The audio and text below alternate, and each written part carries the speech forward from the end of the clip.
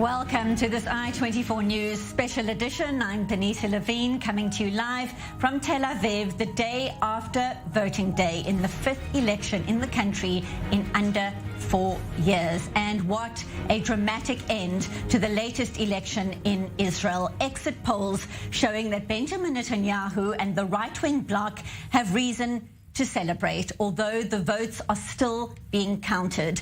The Likud leader promising to form a national government and vowing to heal rifts in the country, while the head of Yesh Atid, Yair Lapid, is urging Israelis to be patient while counting continues.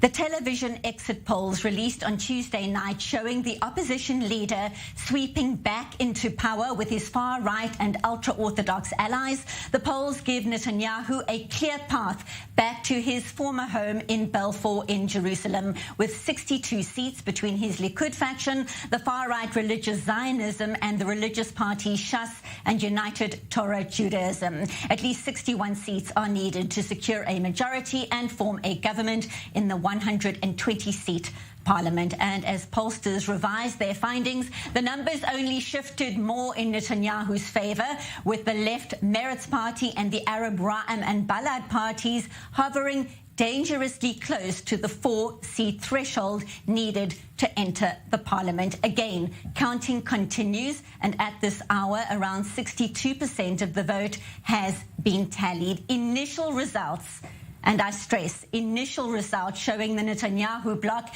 taking 69 seats, Lapid's bloc 47, and Hadash-Tal for Netanyahu, telling supporters early on Wednesday morning that he was on the cusp of a huge victory, promising a government that would restore pride to Israel. So for the latest, we go live to our correspondent, Alec Pollard. He joins us from the Israeli parliament in Jerusalem. And counting continues this morning. Exit polls show Benjamin Netanyahu and the right-wing bloc securing the seats they needed. What is the latest there? What can you tell us?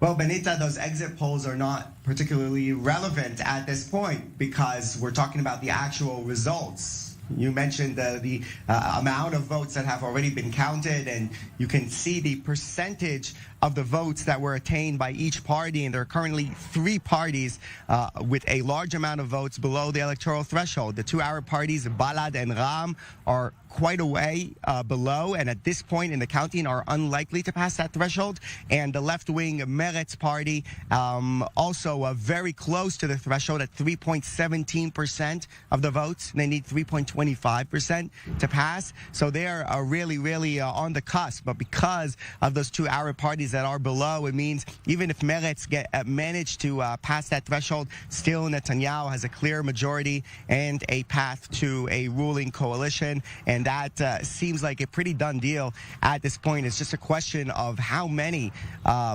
seats he's going to have with his party and his allies that you mentioned, the religious Zionist party and the 2 ultra-Orthodox parties. But really what is looking like at this point a huge victory for Benjamin Netanyahu. And again, it shows how fickle the Israeli electoral system is, with that threshold of 4 seats that are needed. In the first election, it actually hurt Netanyahu when 2 right-wing parties, the party of former Prime Minister Naftali Bennett and the Zehut party, stole a lot of votes, or basically burnt a lot of votes from the right-wing bloc because they both weren't able to pass the electoral threshold. That blocked Netanyahu from getting to 61, and now it's working in the other direction. It's the parties on the other side that are falling below and handing Netanyahu a huge victory.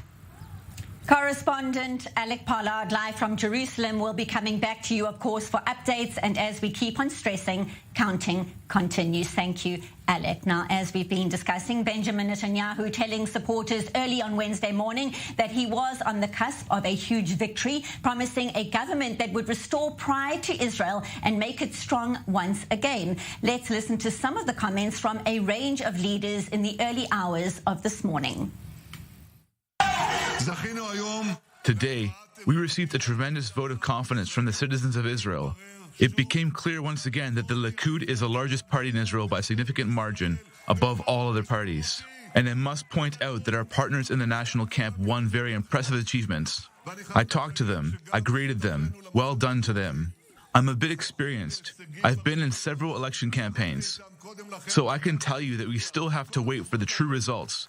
But one thing is already clear, that our way has proven itself. 1 million citizens in Jerusalem, Tiberias, Tel Aviv, and in remote places, the Golan Heights, went to the ballot poll and said that they believe in the future and the strength of change.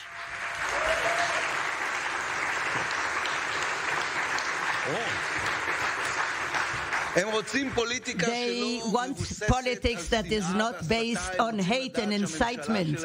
They want to know that the government does not represent a sector or a group, but democratic and liberal values of freedom and equality. I think that this connection, this great achievement, came inter alia because of the fact that we represent everybody. Secular and religious.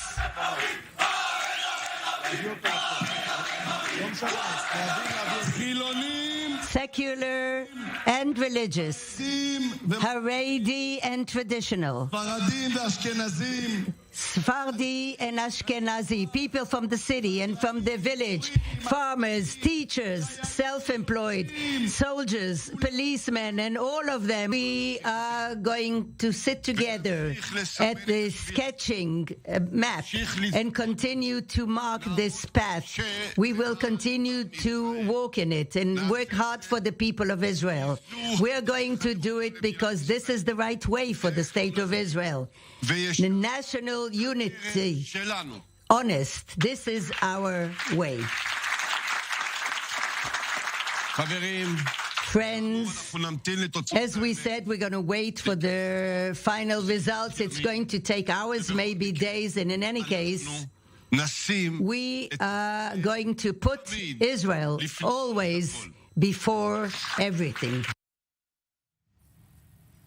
So now let's check in with the latest out of Tel Aviv. Our correspondent Ariel Levin-Waldman is outside the home of Yair Lapid, and counting continues, a devastating blow for the Prime Minister. Exit polls show Benjamin Netanyahu and the right wing will secure the needed seats for victory. What is the latest there?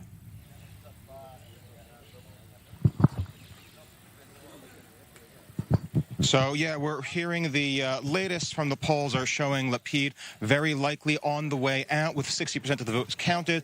Benjamin Netanyahu's bloc is well in the lead right now, 33 seats to Likud, according to the current exit polls and the current count, and with a 25 or so to Lapid. And many people, at least members of Lapid's former coalition, are starting to say that he might very well have been the author of his own fall here, saying that he was cannibalizing members from his own smaller parties in the coalition. Right now, two people that were part of that original coalition, that would be the left-wing Meretz and the Arab Ram parties, are hovering just below the threshold to make it into the next government at all.